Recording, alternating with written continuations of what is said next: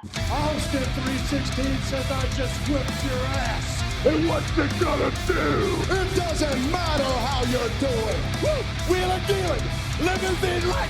Jet flying. Can you dig it, sucker? Would you please shut the hell up? You don't know what hard times are, Daddy. The cream will rise to the top, oh yeah. Oh, yeah.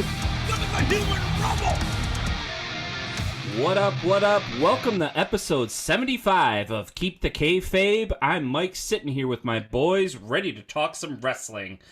Well, folks, our prayers have been answered. Brandi is definitely off of TV with AEW, but it was a 2-for-1 deal. We had no idea that this was happening. I think it just took place a day after we dropped our last episode.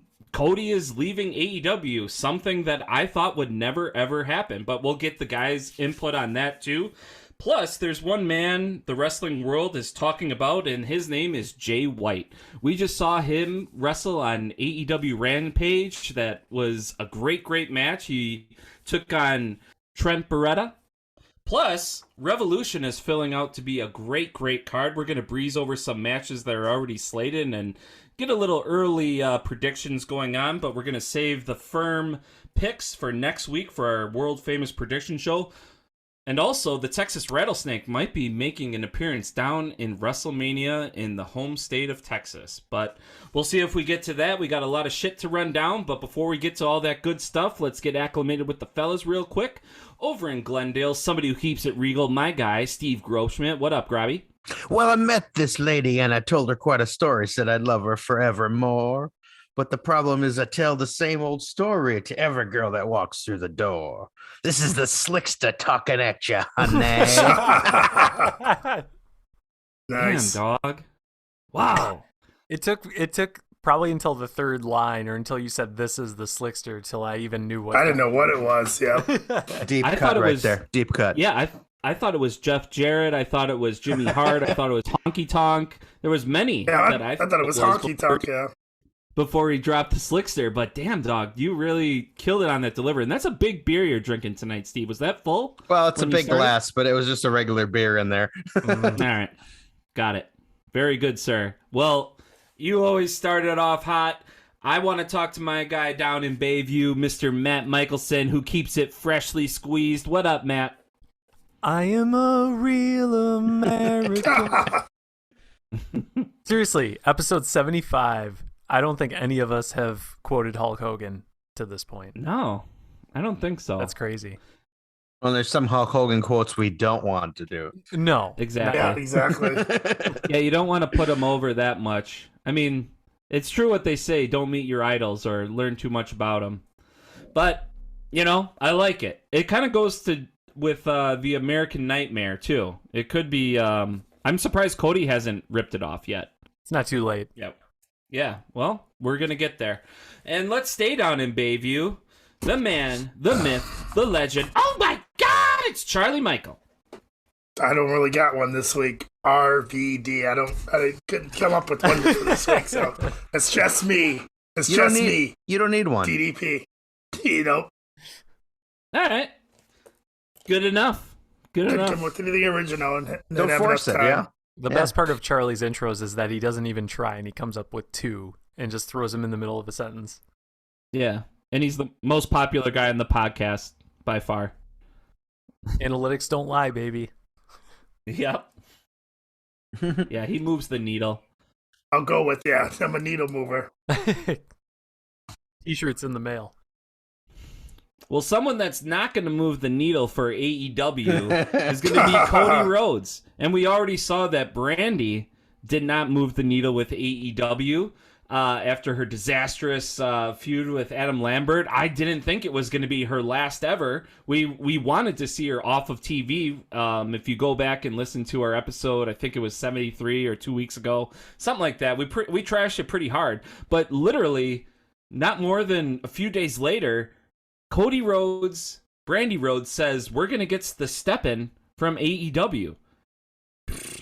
I mean, honestly, when I read that, I was kind of like, wow, I didn't really know what to think. Charlie is the one that broke it, actually. I think it was like 10 a.m. on a Tuesday, something like that. Yeah, we were firing off texts left and right that day. I mean, this news is kind of old by now, but we haven't covered it yet on Keep the Kayfabe here. But again, this is something that I never really thought would happen. Being Cody Rhodes was one of the guys that helped, conceive AEW, and he's kind of gotten pretty big for his britches, and that's kind of what it sounds like, that he's not going back to re-sign with AEW. There's even talks that he might be going to WWE. There's speculation, nothing's really firm. There's a lot of rumors, but we'll get into all that. But I mean, I'm happy that Brandi's gone for sure. But do you think Brandi, how big of an impact do you think Brandi was for Cody's reason for leaving? Does anybody have any? I don't think much. I think this whole deal was, from what I heard, is that he wanted more power in his booking, and he wanted, I think he wanted to be on the same pay level as Punk and Bryan. Mm-hmm. Which is, but I know he wanted to be a booker too. He wanted to have say in booking, and that wasn't going to happen a while ago. Tony Khan took over everything.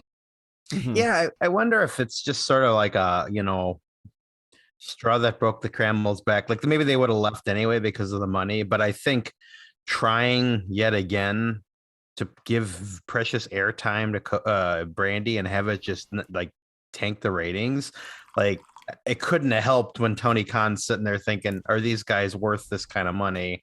Yep. I'm just going to cut bait. I mean, I got to think, I think Charlie's right. It probably, the money was the be all end all, but I'm sure thinking about how bad she was that made his decision even easier.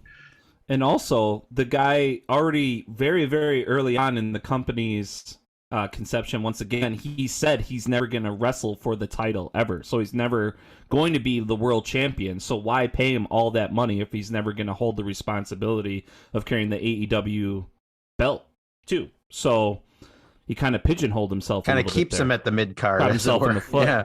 Mm-hmm. Yeah, great point. I don't really know where Cody would have gone, I guess, now that we're talking about it, staying in AEW. One of those things where AEW historically has never had an authority figure on screen. And I mean, everybody knows Tony Khan runs the show. So, had Cody chosen to stay or gotten some additional powers from his negotiations with Tony Khan, maybe he would have played the general manager role of AEW Dynamite. But we've seen that done on WWE television for almost 2 decades now, and it's never really added all that much to the show. So even that idea, I don't know that it would have helped. It's an outdated trope. It's an outdated thing now. It's right. It's you don't need an authority figure. You don't need what's his name?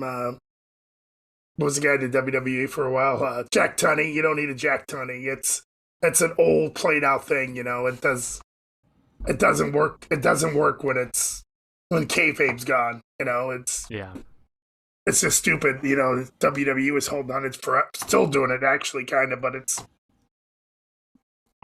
old and useless. You guys bring up a really good point then, because I was kind of thinking about this all week as we were texting about it, and I was under the impression that Cody left solely because of the money, because if you think about it, AEW is he has so much emotional investment in the product, being he's one of the founders of the company. It was, I think that's what made it so mind-blowing to everybody that he left. But, thinking about it, it's well, he must have left for a stupid amount of money. But, to your point, if he's not getting additional powers, if he's not booking his own matches, and if he's limited to the mid-card because of a stipulation that he wants to uphold, really limits his options. So I hope that, when he does show up on WWE television, that, hopefully he's not punished or booked like he was in the mid-card. Don't get me wrong. We're going to laugh a lot. We're going to have some great banter on this podcast if and when that does happen. But if he goes back in his position as a main eventer, man, that'd be just almost surreal to see. A main eventer where? In WWE. He never was back. He never was. He never was a main eventer. Yeah, he was a tag team. Yeah. No, I realize that. I'm saying if he goes back as a main eventer. Back from where he was. Yeah, I get. Yeah. Right. No, that would be. Yeah, boy. He's never going to main event Mania. He's not going to beat Roman. He's not going to beat Brock. I'd be surprised if he beat Rollins. You know, he's not. He'll get a nice check, man, but he's not going to be top of their program. He's not going to have 10 or 15 minutes to go out there and cut those promos he wants to cut. He's going into, if he goes into a different world. Me and my buddy Scott were talking today. He was probably saying that he goes, I bet he doesn't go to WWE. I bet he does like the indie thing for a while. But I don't know. It's kind of hard to turn that money down. Yeah. The only thing that I could see as a height of his run there, if he goes, I don't know that we've confirmed, is okay. The WWE title is off the mark because Roman's on it. You know, Lesnar's wrestling it. That other title, which they put on Big E, they put on Lashley, maybe for a time because that's the secondary world title. But even that would be like a big. You know what I mean? I wouldn't put money on it, but I'm saying they have two world titles and one's a lot less than the other. To throw him a bone as part of his negotiations, the second one is at least in the realm of possibility. The first one, never. But even that, I think, would be just like a token thing, like sadly Big E's run. So he's going to be in some, prominent feuds, like, maybe like a Rollins or something, and then he'll settle into like the mid card.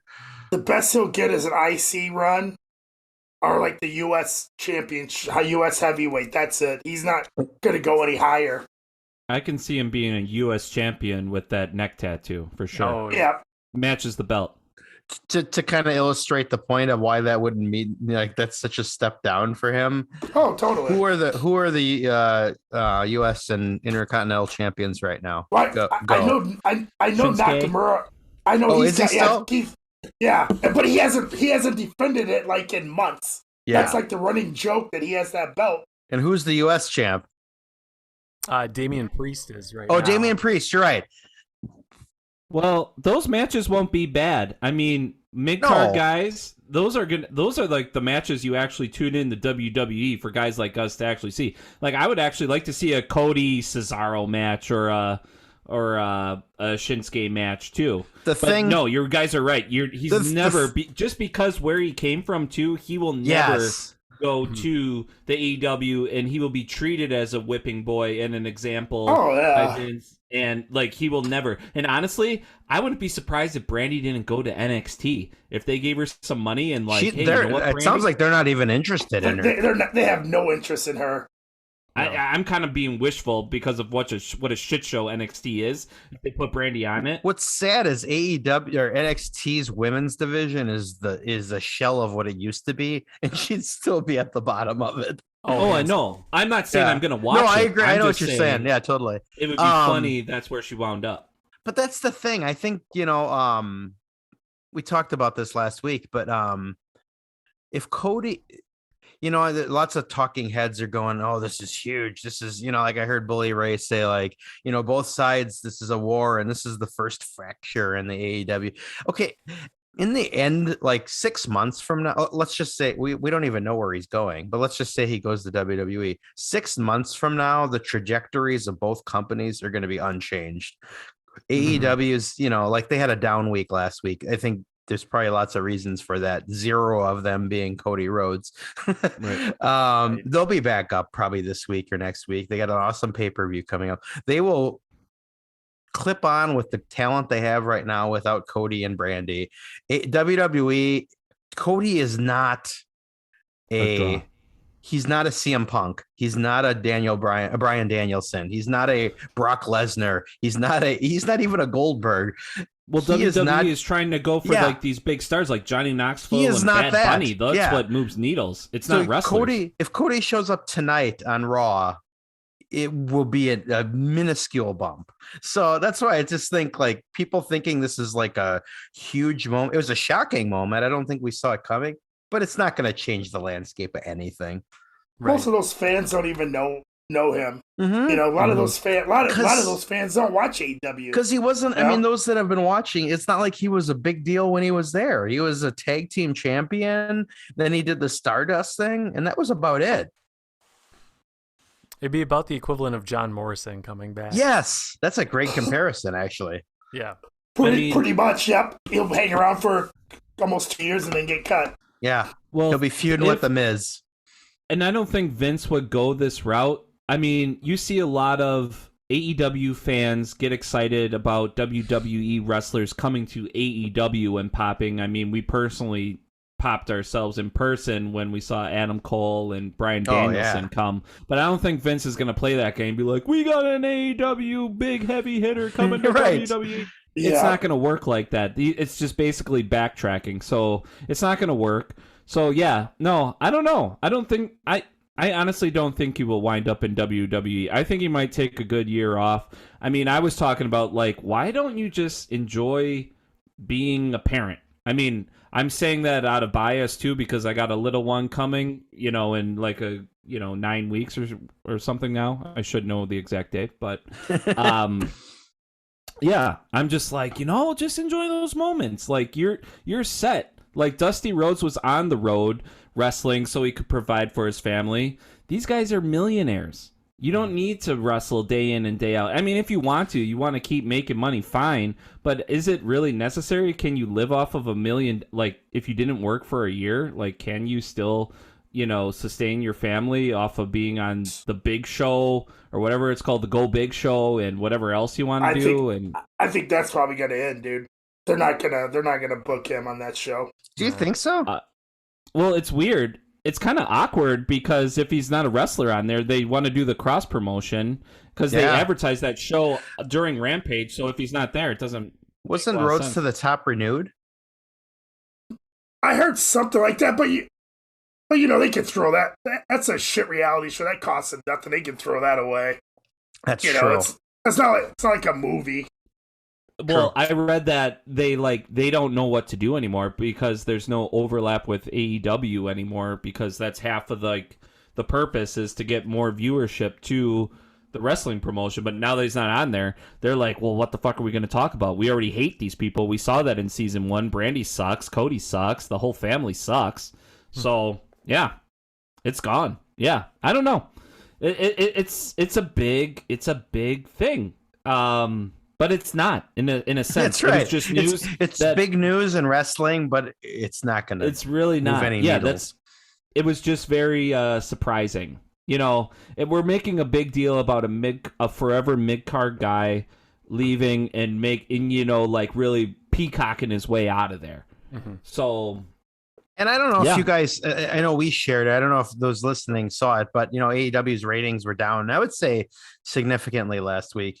And Cody had some, article about, hey, stick with AEW. I don't know.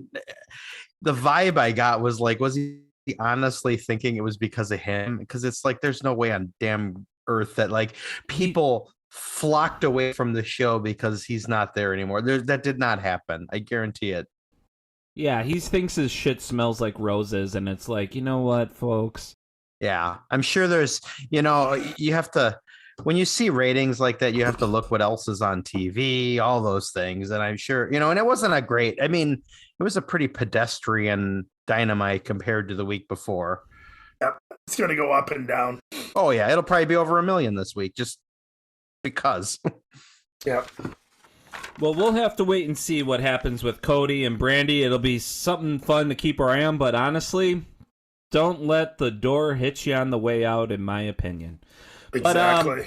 But when one door closes, another one opens, and one opened for Jay White, the switchblade himself. He took on Trent Beretta this last Friday on Rampage, and it was an awesome, awesome match. I mean, we saw him come out as kind of a preemptive reveal the night that Keith Lee came out, and that was a big shocker. Everybody was pretty exceptionally excited, and we finally got to see him wrestle, and he took on a really formidable opponent in Trent Beretta, someone that I think is an awesome singles guy. He's an awesome tag partner, but we've seen him do many singles matches, and me and Matt were actually talking before we started recording tonight that it kind of felt like a New Japan match. What happened last Friday? Didn't you think, Matt? Yeah, 100%. I started watching this match, and right away, and for those of you who have seen the match, you probably would agree with this. The match itself is very simple, very straightforward. It's just a lot of basic wrestling moves that I think we've all seen before. But Jay White has a great way of delivering every move with a purpose behind it. So even though it was a really simple match, it just really sucked me in. And I don't know if it's because you're seeing a guy who you haven't seen wrestle every week. In fact, Charlie and I have talked on past episodes. We both used to watch New Japan quite a bit when it used to be good. And Jay White at the time was still up and coming as a rookie, but you could tell he was the next big thing. And now he's a NJPW Triple Crown champion showing up on Rampage. And yeah, this match was a great way to debut him. He didn't give away too much, but just right away showed he's got a great heel side to him, and the guy can wrestle. So I'm really looking forward to seeing him in more matches. Plus what they did on Impact this week, their pay-per-view, I think it's going to be a big angle with him turning on Tama Tonga. If they can work that into AEW somehow, or him cross-promoting for that the New Japan shows they're having, it's going to be really good, because that Bullet Club split, if they work that right, it will be the angle of the year. And if AEW can get in on some of that, I'd love to have Tama show up on AEW trying to chase after him. That'd be fucking awesome. But I hope they do it. That'd be awesome. The Young Bucks were talking smack at Tama Tonga, and he responded like over the last day. So they're kind of working that thing. So yeah, hopefully that comes to fruition. Because they have legit heat too. Because when the Bucks started that elite crap and within Bullet Club, they were kind of salty about that because they were trying to step up and be higher than the original Bullet Club. So that could be really good. There's so many angles. I mean, we talked about that last week, didn't we? About how with Kenny coming back sometime and Adam Cole and Jay in there and all that. There's so many ways they can go with this, and every one of them is awesome.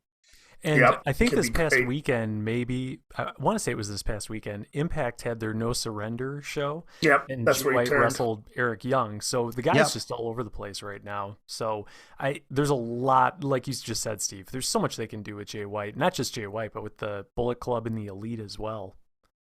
Well, and I don't know, Mike, maybe you can relate to this, but I don't have the history that certainly Charlie or I think Matt have in New Japan. However, I bought a Roku just so I could watch New Japan stuff.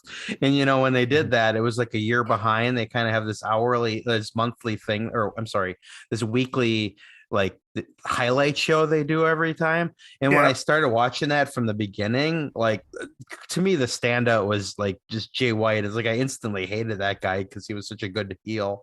And he really stood out to me, even in the limited time I watched it. So I'm very excited that he's on my favorite show now. Do you guys have access? Do you guys have access to Access TV? No, I don't. I do. Oh, okay. Yeah, because I tape it. It's on they're basically they're trying to, until they get caught up, they're doing some of their best matches, and they're going 2 and 3 years back on stuff. So you're getting a lot of stuff when they were hot. So if you can put that on your DVR. You're talking about New Japan on Access, right? Yeah, I did actually stumble upon that. I don't know. I was just up late and just going through the guide and whatnot and saw it, and I was like, "Oh, great! Yeah." It's a quick 1 hour, man. You should want to just see some of these guys when they were hot. I would do it. I would check that out. Yeah. It's really the Roku thing that you brought up too, Steve. I still put that on. It's not for a while there I watched it, but it's always there. It's almost good on-demand New Japan wrestling. If you're just you know what, I'm not gonna throw on something old because Peacock and WWE, or I'm all caught up with AEW, blah blah blah. If you're just I don't want to watch Ring of Honor, it's always there for you. So if you got Roku TVs. Yeah, for those of you that don't know what we're talking about, you can literally buy a $20, $30 Roku device. And in that one-time cost is this New Japan channel and all this other stuff. So, by now it's got to be 52 weeks, right? Probably. Yeah, so it's a lot of content for a minuscule price. And I use my Roku for a couple other things too. So, that was a good investment. Shout out Roku. Shout out Long-time Roku. listener. Thanks for listening. Awesome. Yep. We're going to see what Jay White does. It's a great addition. I hope he sticks with it. I hope what we're talking about with overlapping companies comes to fruition. Again, the sky's the limit. And the AEW they didn't do the, like, he's all elite, right? He's not officially signed yet. Officially? Right? Is that true, I don't guys? know.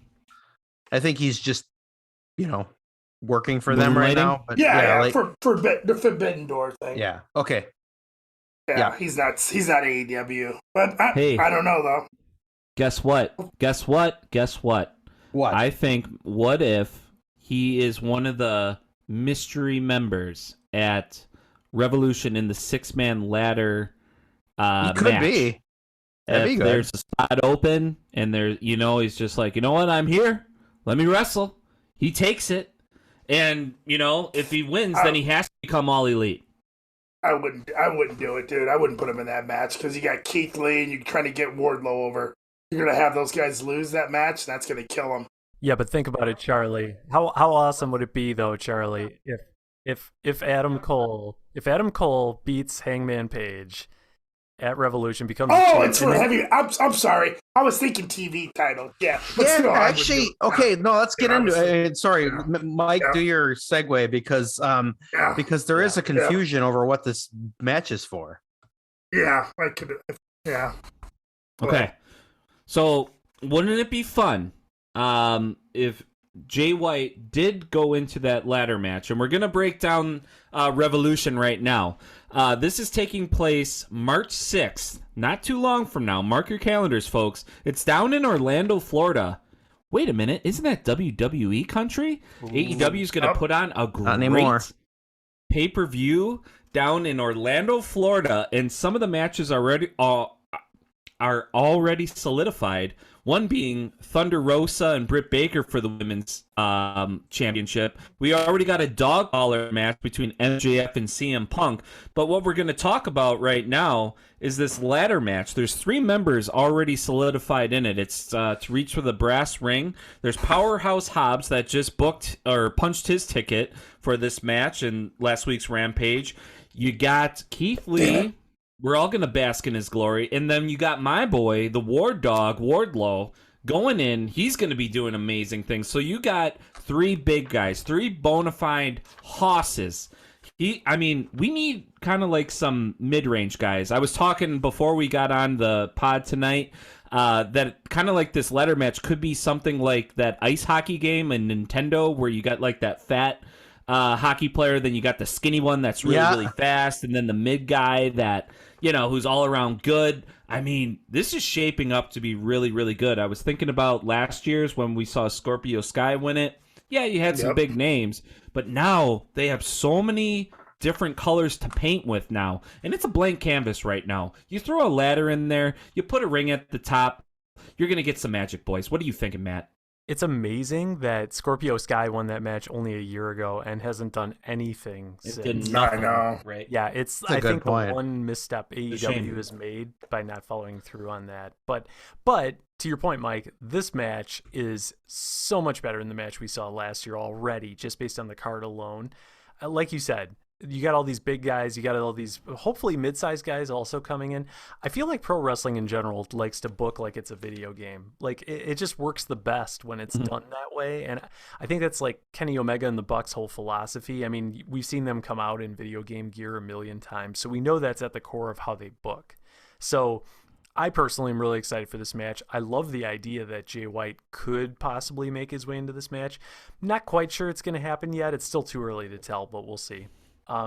But yeah, I'm really looking for. I love a good ladder match. I mean, we saw a great one between Sammy Guevara and Cody, funny enough, a few weeks back. Was given 5 stars by Dave Meltzer. Can they do it again with 6 guys? I don't know. What do you guys think? I think, first of all, though, I think just to clarify, I think it's for a shot at the TNT championship. Oh. That's what it was last year. And Keith Lee and his promo said for so just so we have that level set. Yeah, he did say he wanted to get to TNT. Yeah, no, I agree. I already love it, and like, there's only part of the participants, and I keep, this isn't a prediction show, but I'm trying to think of what's going to happen. I mean, you can't predict it anyway because we don't even know who's in it. But my brain's going like, do they have like Sean Spears make it in, and then he costs Wardlow? You know what I mean? Like Wardlow's, they got to do something. Like, to me, with the, okay, if you can only go off the 3 people in there right now, Keith Lee would be the favorite, which means Wardlow would get screwed out somehow by his own team, something like that. And I don't know, something like, I get some glee out of like the disgusting Sean Spears, like somehow getting in there and then like fucking it up for his partner. But that's, I mean, I'm just giving one example of how many cool angles they could go with this thing. It'll be fun. Well, it always Tony is. Khan listens to the show, so yeah. we're So giving Tony, him free, think about that. Yeah. Yeah. So Jay White, if he did go into that ladder match, he would be going for the TNT TV title against Sammy Guevara at some point, which wouldn't be a bad match. I mean, but he sure as hell better win that then. You gotta remember too, Andrade wants that title, so you can't have everybody going for that. That's what's getting Darby, I guess, maybe is done with it now because he lost. Maybe, yeah. But Andrade is. I think Sammy and Andrade are wrestling next week. I don't know that it's for the title, but it is a match. Yeah, and I think they just confirmed that Andrade and Darby are facing each other at Revolution, I want to say. Okay. Oh, really? Yeah. Yeah, I think they showed a preview of it on Rampage last Friday. Oh, like for Revolution, they're going to wrestle at Revolution. I didn't see that. I think so, because like right before the main event of Rampage this past Friday, Excalibur was like, but before we get to the main event, let's talk about Revolution. And seriously, he talked at lightning speed for no joke, like 4 minutes, and ran down the entire card for Revolution. I remember even laughing out loud and going, okay, can we just get to the fucking match at this point? Like, it was kind of funny to that point, but yeah, I believe that was one of those matches. We can definitely confirm that, but that would be a cool match to see. I mean, absolutely. We talked about it on the podcast. Like, I'm not a huge fan of Andrade's run in AEW, but man, the guy can get it done in the ring. So, yeah. Mm-hmm. I like that feud too because I love how he's just so condescending. What does he call? He like calls Darby like a little boy all the time. It cracks me up every time. Like, he's this whole super rich, like smug Andrade is working for me. I agree. Yeah, it's going to be good. And not only are we going to see that ladder match too, but we're going to see finally Adam Cole go for the shot at the heavyweight championship, AEW championship, against Adam Hangman Page. 2 Adams going for the title. You got to love that. But we'll save that for the prediction show next week. You're going to want to tune into that. We're going to get more matches solidified. Also, too, the Jurassic Express are going to take on 2 tag teams to defend their title. So, I mean, there's a buttload of AEW formidable, champions that could go after. That's going to be great.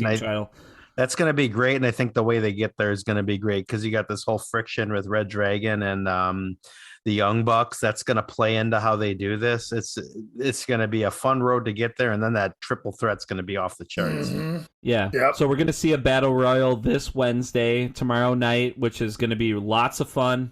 I'm not a big fan of battle royals, but when it's tag team battle royals, I'm not totally against it. So we're going to see how that AEW, correct me if I'm wrong, AEW does it differently. Because remember, WWE always did that dumb thing where it's like a tag team battle royal, and if one partner got eliminated, they both had to go. I think when AEW has done this, if a partner gets eliminated, the other guy still is valid, and that's kind of makes it interesting. Yeah, definitely. A little bit of fantasy booking just for Charlie that I'll throw out there. So let's say we do see Jay White get into this ladder match we've been talking about, and he ends up winning it. On the same night, you then have Adam Cole versus Hangman Page. Let's say Cole wins the title, and then by some shenanigans or whatever case, Jay White goes, you know what? Heck with the TNT title. I want the world title. And we get a match for the AEW championship between Jay White and Adam Cole. Charlie's dream match for the biggest prize in the game. Love it. I've seen that match. I've seen that match before. I've seen that match. You've never seen it for this kind of belt, baby. Yeah, no, I can see that angle happening, but I can see Jay White wanting that title, but I don't see him winning the TNT thing. Maybe we'll see it. I can see that out. heat. I can see that heat coming with Jay White wanting it, and then Kenny wanting it back. Kenny's coming back. Yep. Yep. Man, you know what? I think, let that simmer a little bit. Jay White, Adam Cole goes to All Out. That's in September. Gets us through the summer. And then when Kenny comes back, then the game totally changes, But I'm not sure yet, but I have a feeling Paige is going to hold that title maybe. Do you think Paige is, well, we don't want to get into predictions here too much, but man, I guess that we had a lot to talk about next week for that world title match, because that could go either way, man. Yep. Yep. We're going to see if we can pick up any hints or Easter eggs along the way on tomorrow's Dynamite and then Friday's Rampage. And we'll get to one of our prediction shows, but Revolution, I would compare it to probably like, I don't know, Survivor Series ish as far as like hype, like if we're going on the big four that WWE has. But honestly, this card's looking pretty damn good. It is looking good. Oh yeah, it's gonna be a solid show. I mean, freaking Britt Baker, Thunder Rosa, finally again, man. Finally, so good. Yeah, we'll save that for next week too. Yep. So I'm excited. I got to check my calendar and see what we're doing. So maybe we'll have a little party. I don't know if we're going to go to the AMC theaters to check it out this year or not. But, who knows? We'll see. All right. Well, there's one other little piece of news. We have a little time left in the show before we get to promo of the week. Stone Cold Steve Austin was hinted to be wrestling in Texas for WrestleMania. A man that could, okay. The sales are down, right?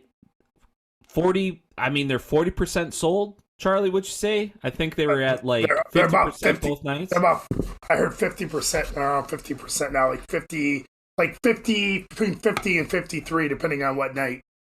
Gotcha. So you basically, if you're doing 2 nights and they're both 50%, we do the math, you're having one huge empty arena per night.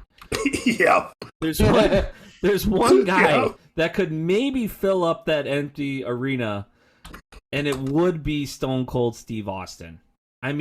Literally break glass in case of emergency. And is Vince really going there? I've never seen Stone Cold Steve Austin in person. I've never seen The Undertaker in person. There's a lot of people I've never seen in person because my dad just never took me to wrestling. I'm not mad at him, but I just never, I'd never seen it. But if I was in the proximity, maybe I would go. But man, it's kind of a desperation move. Literally. It is a little bit. We had talked about this a little bit, I think, when the news first broke, and my argument to the whole thing was, WWE's done this a lot, right? Where they bring back legends to try and pop a number or sell out at a stadium or an arena or whatever the case might be. Charlie had mentioned this too over the text. And my response was, I think if you're going to do this with any legend to try and sell a notable number of tickets, Stone Cold Steve Austin's the one guy where, regardless of if he's doing an 8-minute match with, Kevin Owens or whoever it ends up being, knowing WWE, they'll probably try and swerve us at the last minute and give us some ridiculous opponent we never would have thought of. But let's say that does happen. Even if it's 8 minutes, people are going to freak over Stone Cold. It's just the nostalgia with him has been so well protected. The guy hasn't wrestled in almost 20 years and never appears on WWE TV, with the exception of, I think it was Raw 1000 or Raw 25 or something like that. So I personally am kind of excited by the idea of seeing Stone Cold at WrestleMania. I think WWE might have bitten off a lot more than they can chew. Would you pay $200 to go see him and sit in the nose? Probably not. No. That's what the prices they want for their tickets are insane. That's the problem. They could probably sell that out if they reduce their prices. I don't know.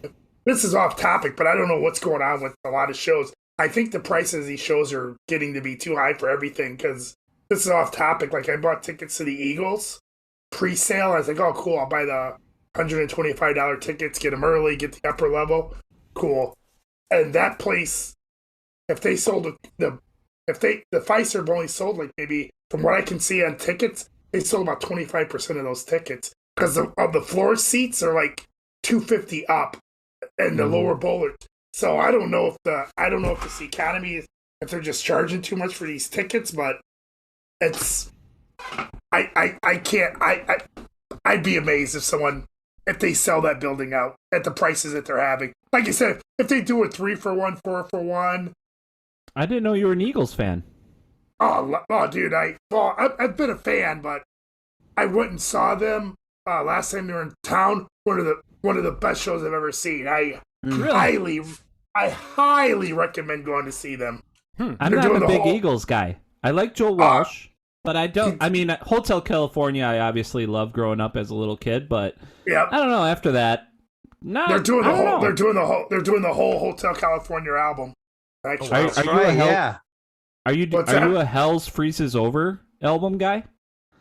Do you like the acoustic? No, I like the old shit. You know, it's the shit I grew up on in the 70s and 80s. You know, Desperado, all that shit. But they're really good. They're really good in concert, dude. It was a concert. I just go, okay, cool. I'll buy it. I just want to go see the Eagles. They're legendary, so I'll go. So I went and I was like, holy fuck! I forgot all the songs that I knew, and it's like, this is a great fucking show, dude. It's like when I invited you to. Sound.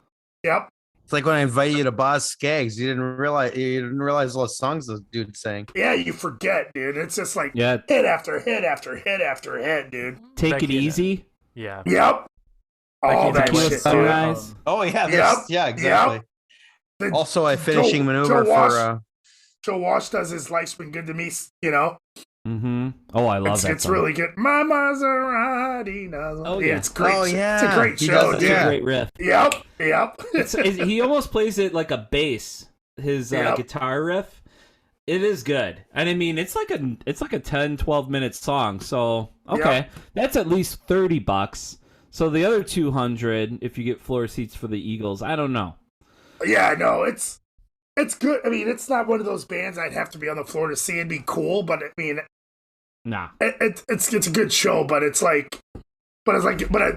to WrestleMania. Like, I sent a link in our chat here for the tickets to the SmackDown show, and just take a look at some of the prices they want for tickets for Milwaukee, a SmackDown live show, which is $30. They're ridiculous. They're ridiculous what they want for like some of the ringside stuff. Yeah, I just thought $30 is like the cheapest ticket, right? Yeah. Wow. Yeah, I would not spend that much money on any of these tickets. Yeah. Now this is I got the SeatGeek version which is overpriced for some of the WrestleMania tickets, and it's you're spending $200. I guess there's a nosebleed up there for $30, but you're spending $200 plus fees to get in there, dude. Well, plus the nosebleed is lower bowl, which is the worst ticket.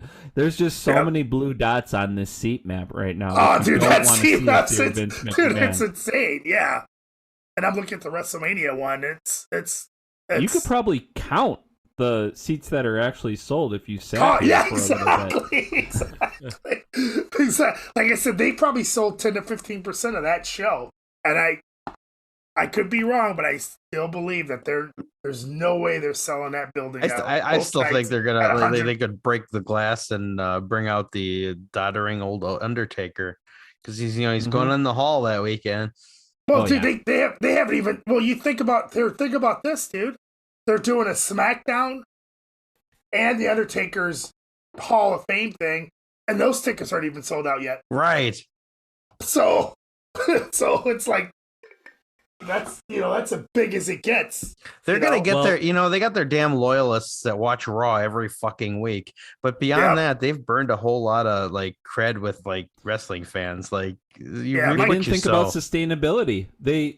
I mean, Vince has gone to the well one too many times with Mark Calloway, the Undertaker, for like draws. And the last matches have been shit. Mm-hmm. Right. Well, I mean, the Boneyard match was way past. That was like bringing him out of retirement. Plus, it was a movie. It took like 8 hours to shoot. Whatever. It's not the point. Yep. But the dude, like, is literally been relying on one guy, what seems like for at least 15 years. So, like, you're kind of fucking yourself in your own ass. Well, and there's these So- wrestling fans that get all like, "Oh my god, the mystique of the Undertaker! I could watch his entrance." I don't know, No, like it's the fun. entrance is fucking boring after seeing it 10,000 times, and it takes like Well, 17 minutes. And when you do behind the scenes documentaries about a guy who kind of lost his esteem about his character because of his injuries and this and that, and he's doubting himself, that's gone. Like when you do those in-depth things, like it's nice. Like they remember it was like The Last Ride. It was kind of like their version of The Last Dance for Michael Jordan. Last Ride was The Undertaker.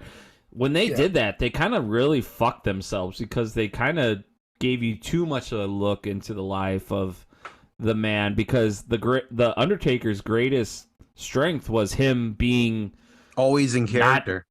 like someone who was not like any of us, but he's like, oh, I'm just like you, you know. Well, and it's ironically because like the ultimate bootlicker Bruce Pritchard, I think, is the one that once said years ago, the Undertaker should never tweet.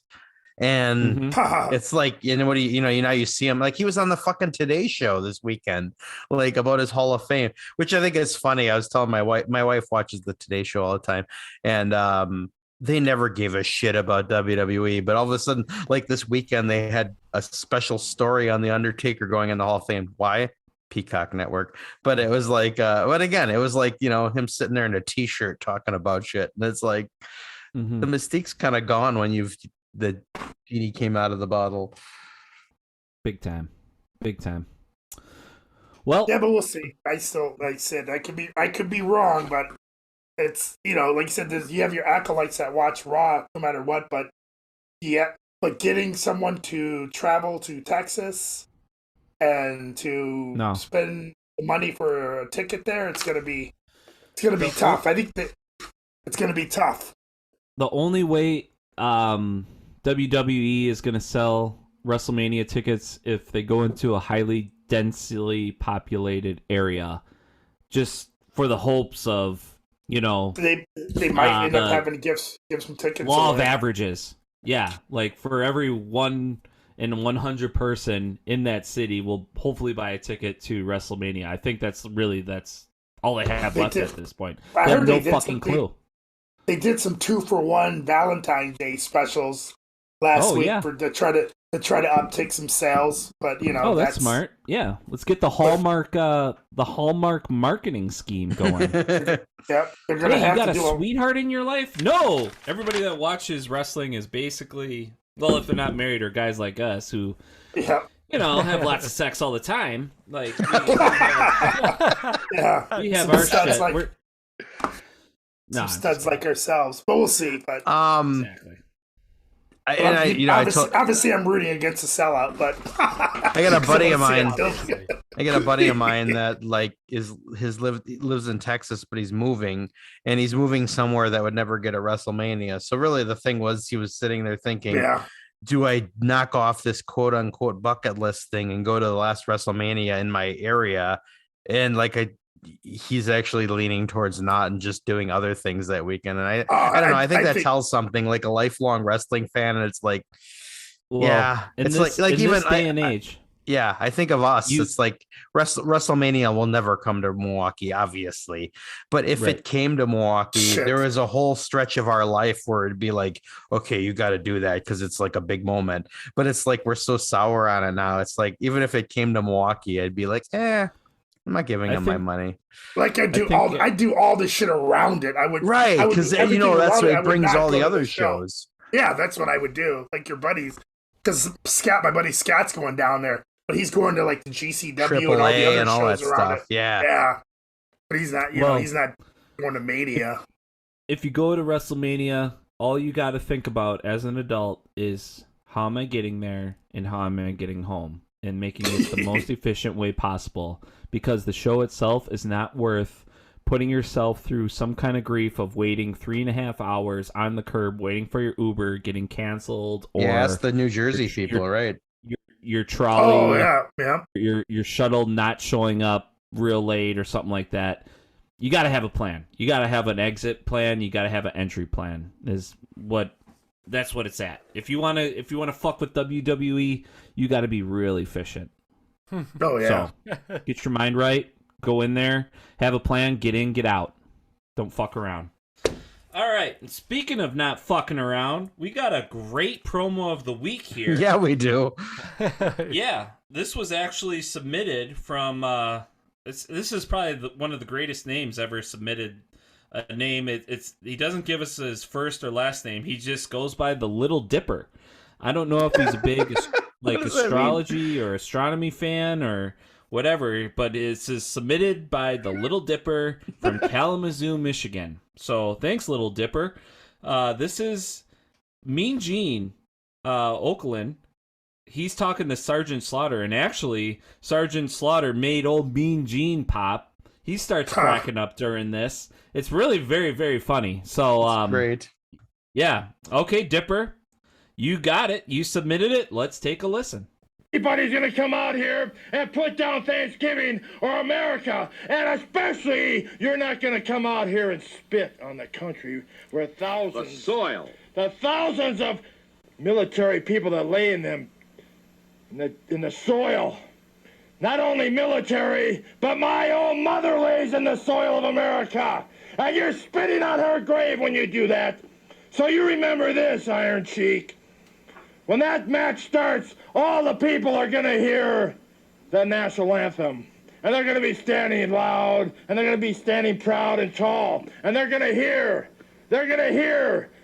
what it's like to be an American. They're going to know, Iron Cheek, that I'm coming for business. And they're going to hear the Marine hymn, and that's when they're going to see me. And that's when you're going to see me, Iron Cheek. I'm going to come after you like I've never done before. And then, when it's all over, after they play the national anthem, after they play the Marine hymn, then we're going to play your song, Iron Cheek, on your way out of Fresno's Convention Center. And you know that song? It's called Taps. Taps. We're going to play your song, Iron Cheek. Taps. As you were. Straighten up your act, boy, or you're going to have to go down and do some push-ups. Do you hear me? I thank you very much. Sergeant Slaughter, a week from tomorrow night, here in Fresno. Well, there you have it. Fucking Mean Gene breaks. I mean, Mean Gene stands in there with the best of them. He takes high fastballs. If there's anybody in the wrestling business that stands in the batter's box and takes high fastballs, eye level, it's Mean Gene. And he knows how to deal with it. He'll even put a wrestler in his place. But this is the first time that I've seen Mean Gene crack and actually have to step off camera and let Sergeant Slaughter take the rest. And I think what made this even better is when Sergeant Slaughter even cracked towards the end of it. And just that to me is what actually made me laugh the hardest. I mean, you can see Mean Gene losing it, and of course that's funny. But then when Slaughter loses it too, and the whole thing goes off the rails, God, just it's great. I was watching when you sent this out for us as a sneak peek. I was watching it, and I was laughing so hard because like Mean Gene, it's like he's just trying to keep it together, and then he hands the microphone off and just walks off the camera. That was my favorite part. Like he's just like, I'm not even gonna try anymore. He had a towel. He had a towel like in his hand too, which is kind of like a nice little tell. He probably always had a towel on him because of those, those lights were probably way hotter back in the day in the 80s. And they, having a bald head, he doesn't want to sweat. He probably had to, like, before the camera started rolling, he probably had to towel himself off, with his sweat. So he, instead of using it for his bald head, he was using it for his tears. That Sergeant Slaughter made him weep a little bit on that promo. So, all right, Little Dipper, thank you so much, dude. I hope Kalamazoo is treating you well. If you want to hear a promo, your favorite promo, just submit it to us. Just shoot it to us at keepthekayfabe414@gmail.com or shoot it to us at Keep the Kayfabe on Instagram and Facebook. And while you're there, subscribe to us at Apple Podcasts, Google Podcasts, and on Spotify. So, with that, there's a little saying we like to say around here at Keep the Kayfabe. It's going to set you off on the right path in life, and that's just 3 things. All you got to do is stay humble, stay hungry, and stay hard. Triple H. Woo!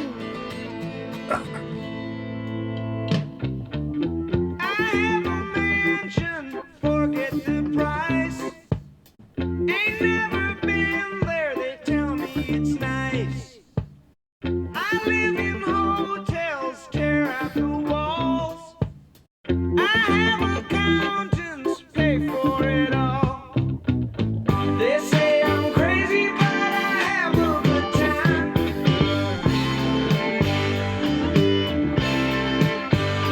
I'm just looking for clues at the scene of the crime. Life's been good to me so far.